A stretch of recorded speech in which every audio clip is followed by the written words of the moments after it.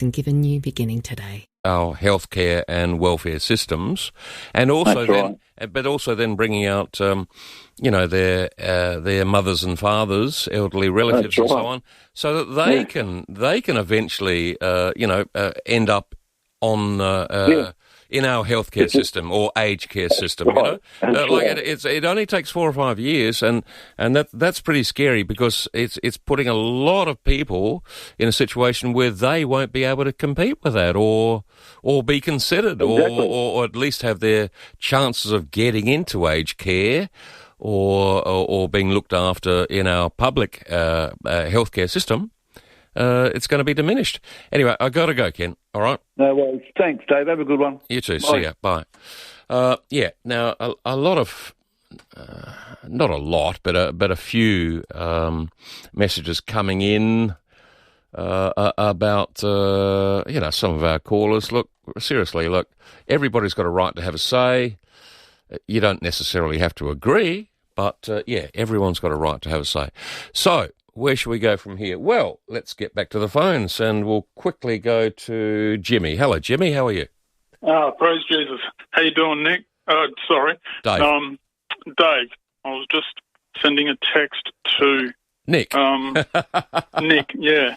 My apologies, mate. No, that's right, mate. Let's make it quick, Jimmy. I'm running out of time. I'm trying to be quick. I'm actually trying to find my Bible, to tell you the truth, mate. Oh, no. So that I can hit you and Joan with some actual scriptural elemental I think Father Joan is in a position where she would be highly experienced. I don't think it even is a father. What are you talking about? Well, I mean, it's female to start with, so Yes. It can't actually be a father. Well, we call her Father Joan because I think it was Bob Francis who coined that phrase in the first place and called her Father Joan. She's not a member of the church of any sort, so she actually has no leadership stead in that sense. I'm not sure of that, but I don't think you are correct on that score, Jimmy. Jimmy, what do you want to say, apart from attacking other people? I won't let you do that. I'm not trying to attack anyone. I'm just trying to speak the truth from the Word of God. Okay. All right? Jimmy. And the fact is... You better come up with something pretty good at the moment. Sorry? You better come up with something decent The creation story is scientifically proven. Why or how? Through the elements of carbon dating and the details of how the factors of interchanging periodical climatic changes allow the carbon to decay and break down at different times. But what has been carbon dated that you're talking about, mate?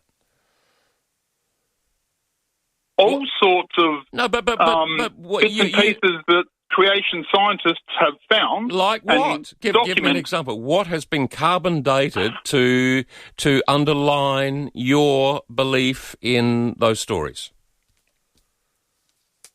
Wood. But wood from where? The cross. Are you saying that? I'm sorry, I don't have any. The original cross? Documentation on hand. I've got a Creation magazine on hand right now. If you could give me the time No, I don't to go have the through time, that, Jimmy. I could get you the scientific evidence. Jimmy. And if anyone wants to look up creation.com, you'll get that scientific evidence. But also, and this is through accredited scientists, man. I've met these heads. I've heard them speak at forum and meetings over many years. So I realise the credibility in this all. Okay. This is what makes the hair on the back of my neck go Jimmy, up. let me just... Because here's these heads speaking like they think they know stuff. I mean, it's like these people have done research on this. They've done PhDs on this stuff, man. Jimmy, let me just interrupt here and say to you that Father Joan is an ordained female priest at North Adelaide of the Anglican tradition, so she does. Well, there we go, right there.